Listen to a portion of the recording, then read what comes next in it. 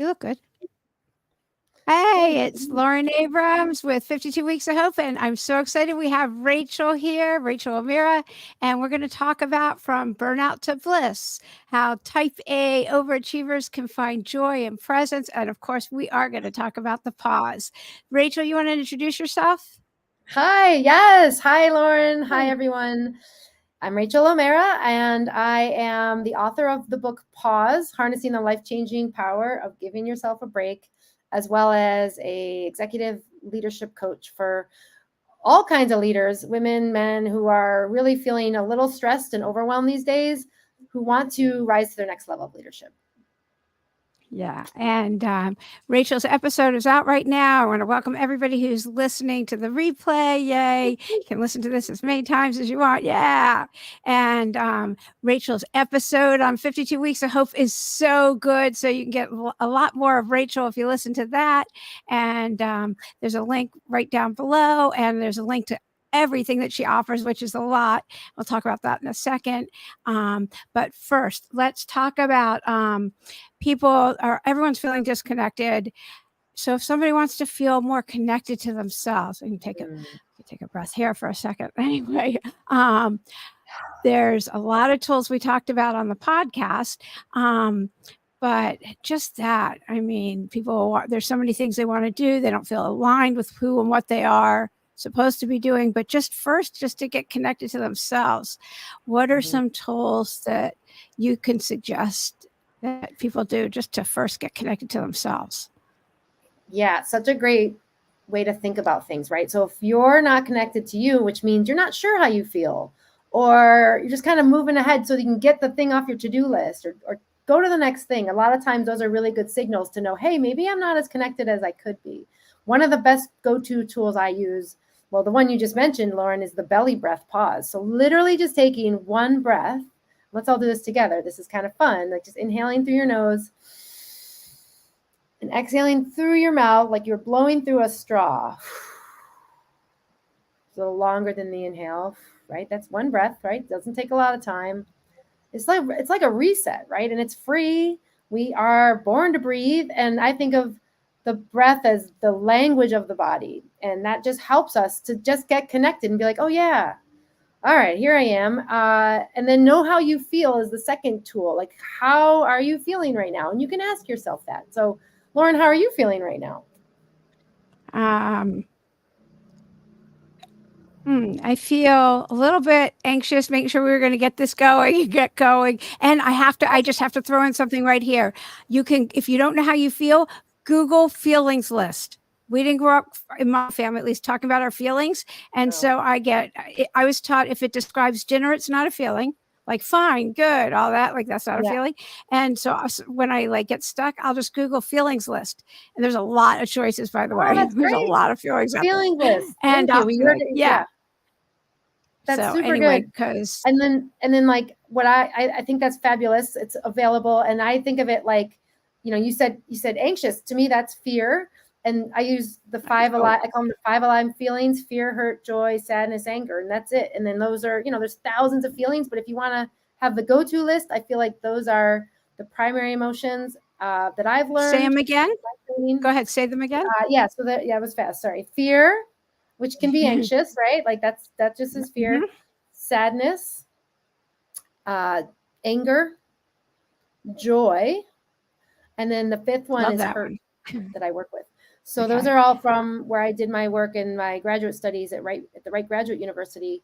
But if you stick to those 5, we take out all of the decision making, so you're not ruminating or going into overwhelm just from that, because it can be kind of overwhelming. You'd be like, I don't know how I feel. How the hell am I supposed to know what I'm feeling? So just going with the basics. And this is research proven, when we name a feeling, we bring our thinking brain online, which gets us out of everything that's kind of the hijack mode or feeling triggered or anxious, because it's helping us calm the brain and the body. And we need to really be diligent about that, because otherwise, guess what? Like we're just like the victims of our own emotions, and we aren't and don't have to be the victim. We can actually be the creator or chooser, depending on thinking about it, naming it. Yeah, you did a good job talking about name it and claim it. on the It's good stuff. episode. I love that. Yeah. You also mentioned the to-do list, and I'm right now doing my whole thing is how about the to-don't list, getting off the hamster wheel, Oh, I like that. and how about a to-don't list, and which is a good segue into the pause, which sounds to some people like I don't have time. I can't pause. And Yeah. you are the poster child for the pause. I love that we were introduced since you have a TED talk about it, a podcast about it, a book about it. So I'm go all ahead. about You the want to talk pause, about, like you. yeah. So Yeah. let's talk about the pause. Go.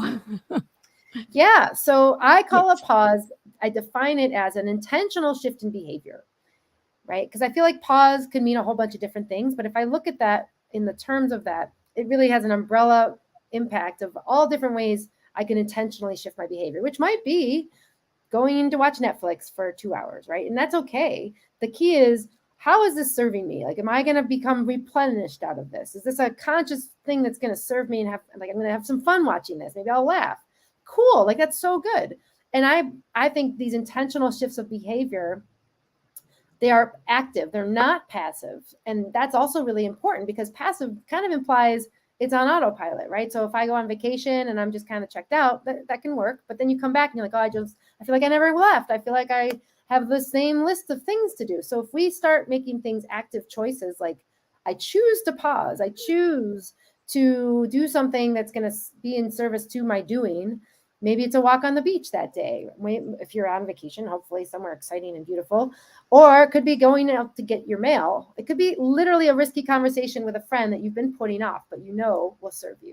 So these are all ways I think a pause can be intentional, and that's the key. And it all comes down to this prefrontal cortex thinking, right? I work a lot in neuroscience, as I know you know about. And if we aren't intentional, we know it won't happen because we're all awesome achievers here. And then it just kind of keeps doing the same thing, right? You're on the treadmill. You wonder, well, why am I still doing this? And I thought I was going to change it up. And why is my to-do list still 80 things long? And so on and so forth. So to me, that is the gateway to being in service to your doing, which can lead to so much more, to lead to so many more different ways of being, like not burning out, but like feeling sustained and nourished, getting replenished, refueling. And then you're an influence and impact across the board for everybody. You know, you are the ripple effect as well. So it all starts with us, but we have to be willing to shift, despite what the paradigm tells us. Like, you're a slacker, your judgments, which is like, I'm totally unproductive, but that is just our own mental blocks, I believe. Oh, Yeah, absolutely. And answers emerge in the pause. And the pause can be as simple as take a walk around the block without a device. It's why what a gem. answers come in the shower when hopefully you don't have anything device with you. It's why if you're driving with nothing on or anything, like you get all these great ideas, and because it's kind of a pause, kind of. I don't Yeah. know. I don't know when answers emerge for you, but for me.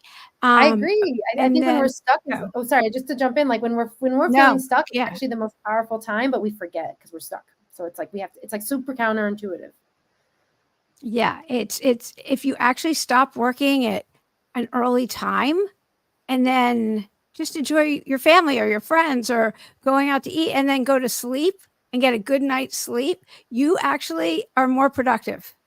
But it's Oh, so against the grain of work, work, work, and the whole burnout. And well, you experienced it. yeah. I I think mean, we've I all been burned out there. firsthand, totally. Like, I live to tell, and that's what the book is a lot about, which is the tools that now I know work to prevent burnout, because they're all based on really emotional intelligence, which is something we can all cultivate and build as a skill. But yeah, I burned out of Google after even a couple of years there, and then I went back. I actually chose to return in a new role there because I knew the common denominator was me. It wasn't anything else. Yeah. Do you want to talk about EQ Yeah, and yeah, of how course. So how yes, you can use that? yeah. So Lauren, we talked about this in the interview, but I like, as I mentioned, I did burn out, and I had no training in anything related to mindfulness or emotional intelligence or meditation or anything. And so I started studying it because I wanted to be more self-aware. And Emotional intelligence, or EQ, is really this ability to create the foundation of your own self-awareness so that you can regulate how you feel, meaning like you're not off reacting and feeling useless and like wondering what happened, or you're not sure what to do with your anger, so you avoid it. And we're designed to feel, in my opinion. And when I started to develop this as a skill for myself, and granted, I was like 30, maybe 40 at that time. I had never learned this, and most people don't. And it's never too late. It's never too late to learn it. So if you start to develop this as a tool set, knowing how you feel in the moment, right? We talked about those 5 feelings, knowing it's okay to maybe take a moment for yourself, that serves you. It's not just about the to-do list. Then we're able to regulate our feelings better, which creates better relationships with ourselves and others. We can start to practice like reading the room, right? So that's a social awareness with work colleagues or our family, and being curious about things. We can also regulate that as well. So now you know how to respond when someone might feel like they're you like all you want to do is defend your position, but they're just maybe wondering what happened, and you just maybe defense isn't the best thing, but you can actually tap into your own emotional field and be like, wow, I'm actually feeling really scared because they've put me on the spot, and I can actually share more vulnerably what happens. And that's just some examples. But EQ overall, I believe, is, we talk about it in reference to IQ. We all know that. EQ has been shown and proven in the workplace to be actually a more significant factor for leaders, for leadership, and influence, because it's what helps us be the impactful, influential leaders that we are. Our IQ, we can always learn a skill, we can always like grow that, but it's actually the EQ where we make the most impact. Yeah, having humanity actually helps. And being vulnerable, and when you have an empathy level, the more empathy that you're showing and revealing of your own, it totally helps. And when I was just listening and learning this one, why do I want that cookie? Or why do I want, and maybe it's an escape. Maybe I don't want to feel that feeling. It was a whole thing I was listening to. Somebody pissed me off and I'm reaching for something. It could be, whatever it is. Well, isn't that interesting? What am I feeling instead? It doesn't mean I don't get to eat the cookie, by the way. Have the ice cream, whatever it is. I'm a cookie person. So it was just this whole thing I was listening to about substance abuse or sugar, or they were talking about nicotine and vaping and but all this stuff. But it was an entire study around it. And but first look at, what is that? What are you feeling? Why? Well, isn't that interesting? And just looking at that, and in the workplace, it was around the workplace, all of that, and just sharing. And there's a lot of connections there. You named them all. Like, we're actually directly, our actions that we do externally are all related to our internal field. And I say field just meaning like our own navigational area of like, how do we feel sensations in our body, right? Heart rate beating faster. Cold, palmy, sweaty palms is a nervous reaction.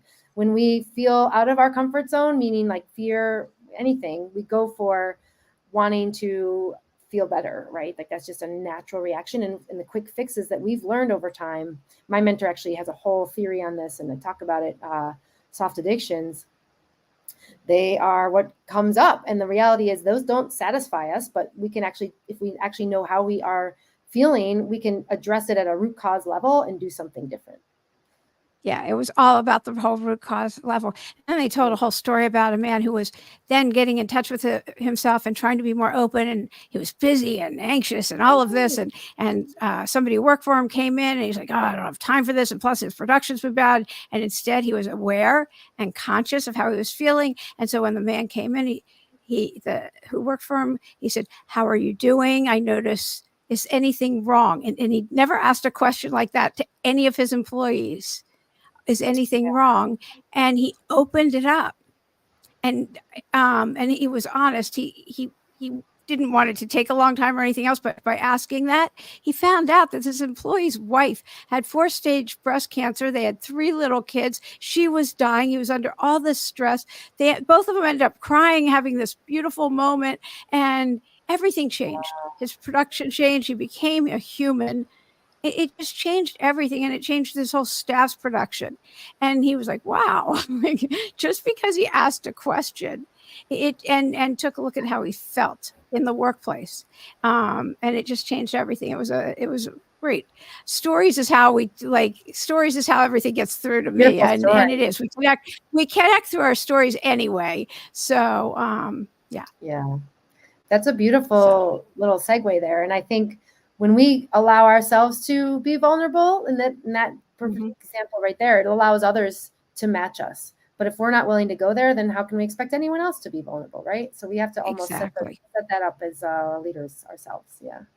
Good job. Yeah. So, and that brings us right down to our humanity. So, like, it's, what do you want? Do you want that kind of connection with each other? Do you want to be able to have that? So somebody who does want, they don't, everything looks good on the outside, but they're not aligned with who and what they want to be, which is what you do for a living. I just help people get there. They want to stay at that level, but they don't want to work and be in that burnout. Everybody cannot work with you, but so are there tools that they can do? And I know we discussed this more at length on the podcast, but for somebody listening now, are there a few simple things that they can do? Yeah, I think it always starts with being curious, right? So even just asking that question, what could I do different, is like a great way to start, right? Because you'll notice what comes up. Are you just poo-pooing things, or are you actually genuinely asking questions that your brain is responding in ways that feels helpful? So I think just being curious is a fabulous tool and a skill that's certainly part of emotional awareness. So what's happening here? How am I feeling is another one. And I truly think that burnout is preventable at an individual level, because we can decide what our own boundaries are. And clearly, we know we need income, so we can't just go quit our job. Like, that's just not an option. So how do I show up in a way where I feel supported, right? Maybe I need to have more conversations at home about what I need my responsibilities to be. And they need to shift, because I can't make the dinner and put the kids to bed and have a 10-hour day. Like, it's just not working. So there's ways that we can think about it. So being curious, I think it always goes back to that. And other tools are literally taking an inventory. Again, this is being curious of what is happening and how are your boundaries doing, right? Do you have non-negotiables that you're having in your day that really feel helpful and supportive for you, right? It might just be a cup of tea, going outside once a day, right? I work from home a lot, and I'm sure many of us do, and I don't go outside sometimes. Like, what? Right? So like, those are so we know them, like it's no-brainer stuff. Like, of course I can go outside, but do we do it? Do we actually follow through? Because it's one thing to think it. We all can think it, but do we actually do it, I think, is where the rubber meets the road. And it's really hard, especially as creatures of habit that we all are. And so being curious, asking yourself what is going on, being honest with yourself, being truthful. That's the vulnerability part, right? Like, I'm scared. Like, I don't know who I am if I don't do this thing. What the heck? Like, there's just, it's going to open up. And that's why I think it is a gateway for knowing more, because it could change your entire trajectory in a really good way. But we can't know that unless we actually pause to learn anything else or do something different. I don't know if that answered your question, but hopefully it does. No, it definitely does. I mean, what brings you joy? What do you want to do? You have to do some journaling. I mean, you have to write. I'm a big journaler, and I go in and out of it. Like, I think some people are afraid to start it just because they think they got to do a big thing and every day. And it's like, no way, Jose. Like, just start it and time yourself for 2 minutes and not do it again. Like, it doesn't matter. That's the curious part. Yeah, I think the truth comes out when you're writing too. So this is so great. So anybody who wants to get in touch with Rachel, all her links are right below. And you have to listen to episode 168. That's Rachel's. And this was so fun. Thank you so much for going live. And all of Rachel's links are on the website and the show notes and everything else. And this was great. Awesome. Yes. Thank you, Lauren. And I remember, it's like one step at a time, everybody, right? So listen today to us, listen to the podcast tomorrow, today, or whatever, and you're already on your way from burnout to bliss. Like, good job, and I'm here to help as you are. Thank Yeah. you. And you've got a couple. Do you have any offers? You have anything you want to say? I'll mention my guidebook. So I have a free resource for everyone who wants to take it up on my website, rachelomera.com. And it's called The 3 Keys to Transform Burnout into Thriving. So it's got a lot of the details I talked about with those primary emotions. It talks about a couple other things we didn't cover, like nourishment and why that matters. And then a lot of daily pause examples. So if you're like not sure what to do, you could just take one from the playbook of the guide and go give it a try. And they're all really pretty straightforward, easy things you could try. Yeah. So that's on my website, rachelomera.com, and you can just click the button for free guidebook. Yeah. All right. Thank you. All right. Thank you, everybody. So good to